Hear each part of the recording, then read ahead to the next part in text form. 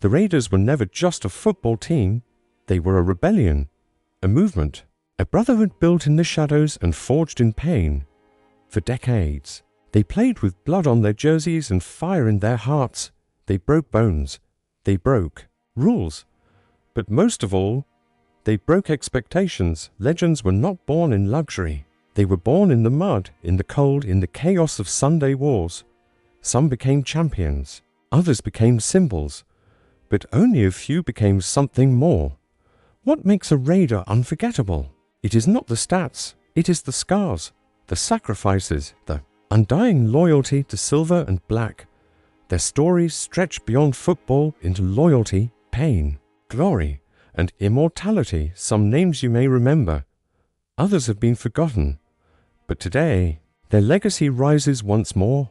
Every great legacy has its foundation.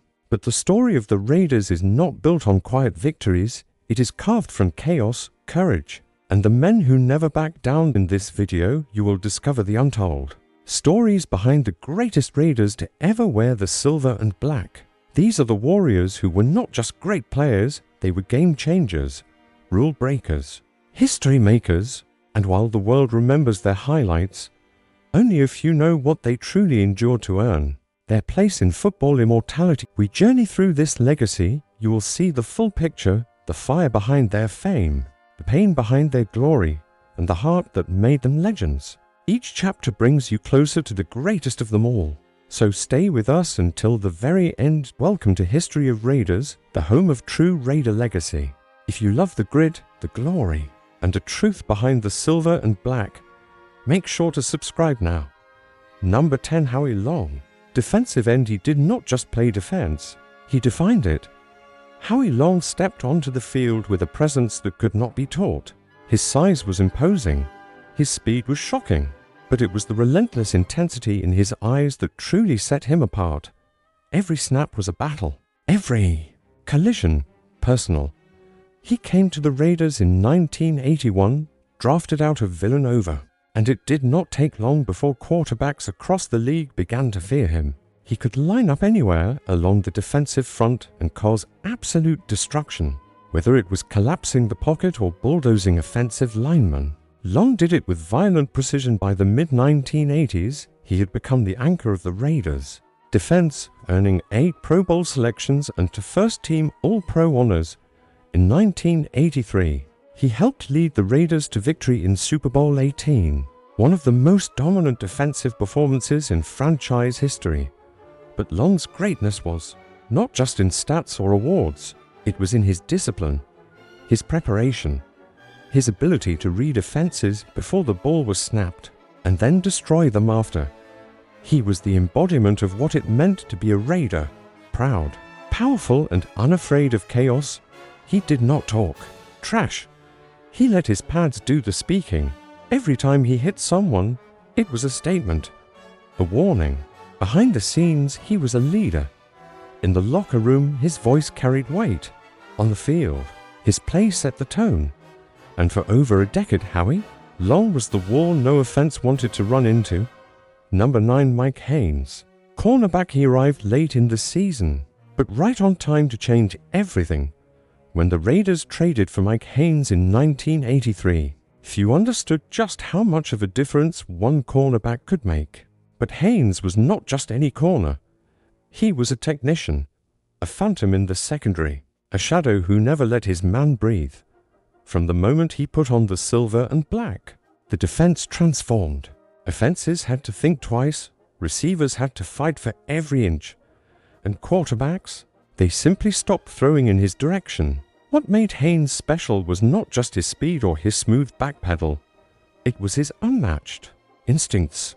He could read a play like a quarterback, anticipate routes, cut them off before they even developed.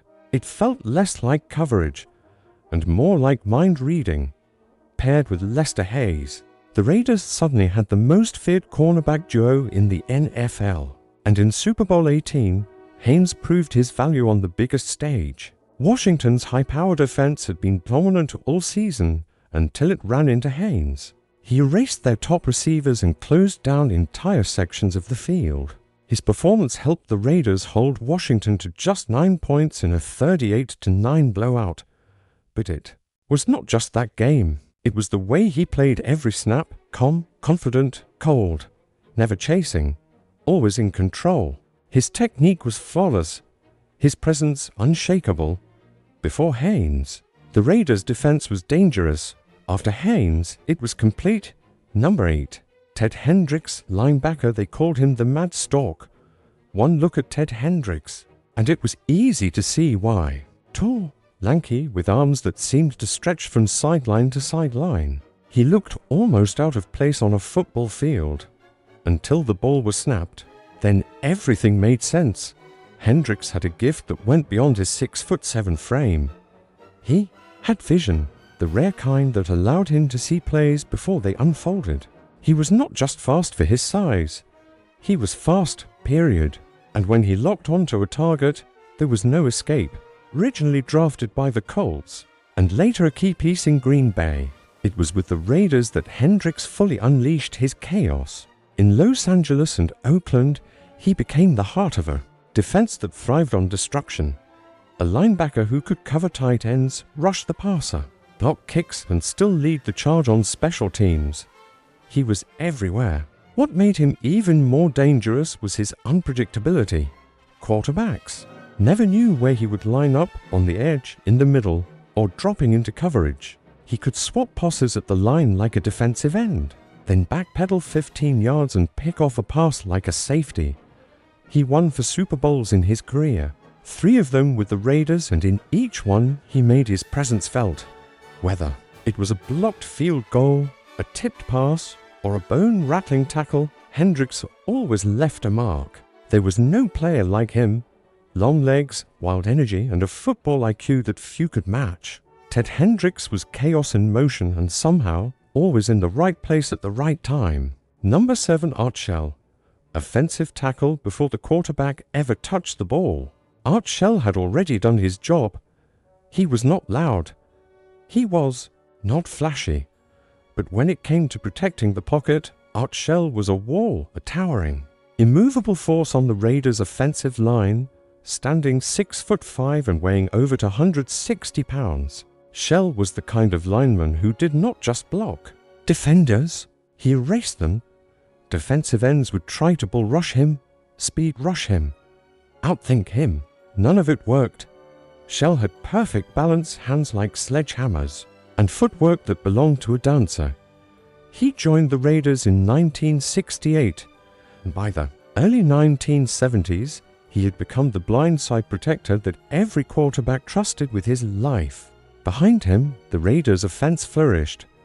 He helped lead the team to multiple deep playoff runs, and in 1976, Shell anchored a line that dominated in Super Bowl XI, clearing paths and sealing edges in a performance that overwhelmed the Minnesota Vikings.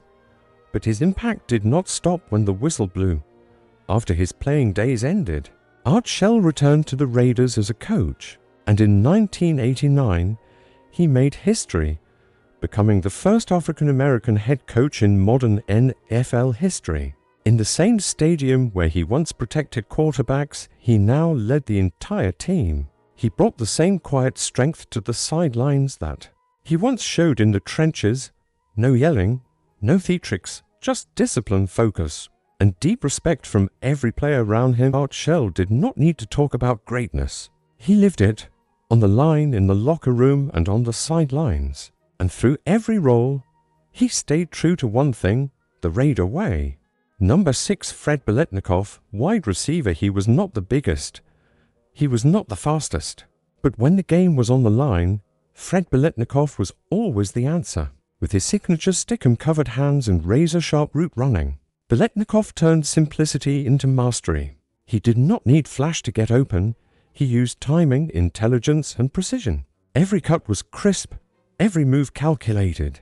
He knew exactly how to slip behind defenders and find the soft spot. In any coverage, what set him apart was not just skill, it was trust. Quarterbacks knew that if they needed a first down, if they needed a spark, if they needed a miracle, Fred would be there. Over 14 seasons with the Raiders, He became the most dependable target in franchise history. No matter the moment, no matter the defense, Biletnikoff delivered. He showed up when the lights were brightest, especially in the postseason and in Super Bowl XI. He delivered his finest performance. Against the Minnesota Vikings, Biletnikoff made clutch catch after clutch catch, stretching the field and setting up scoring drives with surgical precision. He did not score a touchdown that day, but he was the difference maker. His impact was so clear, so commanding, that he was named Super Bowl MVP, a rare honor for a wide receiver who thrived on doing the dirty work. He did not yell. He did not boast. He just showed up and did the job better than anyone else. With his long sleeves, quiet demeanor, and unshakable focus, Fred Biletnikoff became the embodiment of reliability. He turned routine plays into legendary moments, and in doing so, earned his place among the greatest to ever wear silver and black. Number 5 Gene Upshaw, guard when you think of dominance in the trenches. One name stands above the rest: Gene Upshaw. He was not just the muscle of the Raiders' offensive line. He was the heart. For 15 seasons, Upshaw lined up at left guard and made sure defenders stayed out of the backfield. And he did it with a level of intensity that never faded. From the first snap of his rookie year to the final whistle of his career. Drafted in 1967, Upshaw became a starter almost immediately. His job was simple: protect the quarterback and open lanes for the running backs. But the way he did it, with perfect leverage, brutal hand strength, and unmatched consistency, made him one of the most respected linemen in the league. He played in 3 Super Bowls, helping the Raiders capture titles in 1976 and 1980. In those championship runs, it was Upshaw leading the charge, pulling, pancaking defenders, and making sure the offense had room to operate. He was the engine behind the ground game, the shield in pass protection, and a tone setter in the huddle. But his leadership did not end on the field. After retiring, Gene Upshaw took on an even greater role as the head of the NFL Players Association. He fought for better wages, benefits, and rights for every player who ever strapped on a helmet, just like he did as a Raider. He went to battle for those beside him. He carried himself with authority, but never arrogance. Whether he was blocking Hall of Fame defenders or negotiating across from NFL owners, Upshaw stood firm, quietly fierce, deeply respected for 15 seasons. He guarded the Raider legacy with his strength off the field. He protected the future of the game itself. Number for Willie Brown, cornerback. He was never supposed to make it. No draft day phone call, no spotlight, no expectations. But Willie Brown did not need anyone's permission to become a legend. He arrived in the league undrafted in 1963, overlooked by every team. But he brought with him a chip on his shoulder and a mindset built for war. What followed was one of the most remarkable careers in NFL history. By the time he joined the Raiders in 1967, Brown had already proven he belonged. But it was in silver and black that he cemented his greatness. With his aggressive press coverage and sharp football instincts, he redefined the cornerback position. He could bait quarterbacks into bad throws and turn them into game-changing plays. Brown's hands were magnets. He finished his career with 39 interceptions, many of them coming in the biggest moments, and none more iconic than the one that lives forever in NFL history. Super Bowl XI, fourth quarter. Minnesota was desperate. Brown jumped the route, snagged the ball, and sprinted 75 yards down the sideline for a touchdown. That play, frozen in time, immortalized in slow motion, became the face of Raider dominance. But greatness is not just measured in plays, it is measured in presence. After retiring, Brown stayed with the Raiders as a coach and executive. He was not just a former player, he was a mentor, a guardian of the culture. Young Raiders looked to him not just for technique, but for what it meant to wear the shield with pride. He taught them how to play the game and how to respect it. Willie Brown never asked for a stage, but he earned one. Every Sunday, with every snap, he reminded the world, legends are not born, they are built. Number 3 George Blanda, quarterback, kicker at an age when most players had long since faded from the field, George Blanda was still winning games. He was not just a quarterback. He was not just a kicker. He was something much rarer, a symbol of toughness, endurance, and pure willpower. Blanda played professional football for 26 seasons, and when he finally retired at the age of 48, he had left behind one of the most unforgettable legacies in the game's history. By the time he joined the Raiders in 1967, many believed his best days were behind him. But Blanda was not ready to fade. In fact, some of his most incredible moments were still to come in 1970, during one of the most legendary stretches in NFL history. Blanda delivered a series of miracle comebacks. Week after week, he came off the bench to rescue the Raiders, throwing clutch touchdowns, kicking game-winning field goals, and carrying a team on his back when it needed him most. He became a living legend almost overnight. His leg was steady, his arm still dangerous, but it was his resilience that captured the hearts of fans. No moment was too big, no deficit too deep. When George Blanda took the field, there was always hope. Teammates respected him not just for what he had done, but for what he could still do. He was the calm in the storm, the old warrior who never flinched, whether it was the final seconds of a tight game or the heat of a playoff push.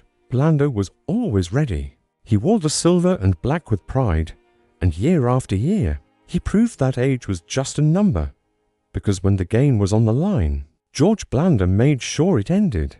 With the Raiders on top, number to Jim Otto, center he wore number 00 not by accident, but by identity. To fans and teammates alike, Jim Otto was the original Raider. Long before the glitz of the modern NFL, Otto was in the trenches, battling with bloodied hands and broken bones. He did not just play center, he defined what it meant to anchor a team's heart from the middle of the line. From 1960 to 1974, Otto played in 210 consecutive games. No missed starts, no complaints, just war every Sunday. He endured over 70 surgeries throughout and after his career, including multiple knee replacements, but he never stepped away from the fight. It was not just toughness, it was obsession, a commitment to the game, to the Raiders, and to the silver and black, with Otto leading the line. The Raiders built one of the most dominant offensive fronts in football. He snapped the ball with precision, held his ground against the strongest, defensive tackles, and called protections with the sharpness of a field general. Behind him, quarterbacks stood taller and running backs found daylight. He was never the biggest, never the fastest, but no one played with more heart. Jim Otto was a foundation, the kind of player who gave the Raiders their identity. Grit, loyalty, pain masked by pride. He carried the scars of battle like medals. To him, football was not just a game, it was a calling. Fans remember the bleeding nose, the battered face, the warrior's stare through the 00 helmet. But what defined Otto most was his unwavering presence, game after game, season after season. He gave everything to the Raiders and never asked for a thing in return. Number 1 Ron Mix, offensive tackle before he ever wore silver and black. Ron Mix had already carved out a legacy as one of the most dominant offensive linemen in football. He first rose to prominence in the AFL with the San Diego Chargers, where he built a reputation for being almost impossible to beat. Defensive ends dreaded lining up against him, not because he was the loudest or the most aggressive, but because he was surgical. Every move, every block, every angle was calculated. Mix combined brute strength with a scholar's mind, earning him the nickname, the intellectual assassin. When he joined the Raiders in 1971, he brought more than just experience. He brought professionalism, precision, and a presence that elevated everyone around him. Even in the final chapter of his career, Mix showed why he was considered one of the most complete tackles the game had ever seen. His footwork was flawless, his hand placement, textbook, and his ability to neutralize elite pass rushers, unmatched. He was a player who understood every layer of the position. He could diagnose a blitz before the snap, adjust his leverage mid-play, seal the edge, or push defenders back into the turf. With a single explosive step, his blocking was not just effective, it was beautiful. But beyond the mechanics, it was his discipline and intelligence that set him apart. Mix earned both his bachelor's and law degree during his playing days, a rare feat in any era of football. Yet, despite his academic brilliance, he never played above the team. He showed up, put in the work, and protected his quarterback, like his life depended on it. For the Raiders, Ron Mix was more than a Hall of Famer. He was the final brick in a wall built on excellence. These men were more than just Hall of Famers. They were the soul of the Raiders, warriors who sacrificed their bodies and sometimes even their futures for the love of the game. From Ron Mix's quiet brilliance to Jim Otto's iron will, from George Blander's timeless resilience to Willie Brown's iconic pick six, each of these legends wore the silver and black with pride, passion, and unshakable loyalty. What connects them is not just talent. It is the pain they played through, the teammates they lifted, and the legacy they left behind. They showed us that greatness is not measured only in stats, but in how a player changes a locker room, unites a fan base, and makes history feel personal. So now we ask you, whose legacy hit you the hardest? Was it Otto's brutal durability, Blander's miracle finishes, Brown's unforgettable Super Bowl moment? Or maybe someone you think we missed? Who would you have included in the top 10 Hall of Fame Raiders? Let us know in the comments. We read every single one. And if this journey through Raider greatness moved you, inspired you, or just made you proud to be part of the nation, hit that like button, subscribe to our channel, and join us for more unforgettable stories. Docs time. We dive into the Raiders legends who never made the Hall of Fame, but absolutely should have. Their names may not hang in Canton, but their impact, it still echoes through the Coliseum, the Black Hole, and now Allegiant Stadium. This is History of Raiders, and the story is far from over.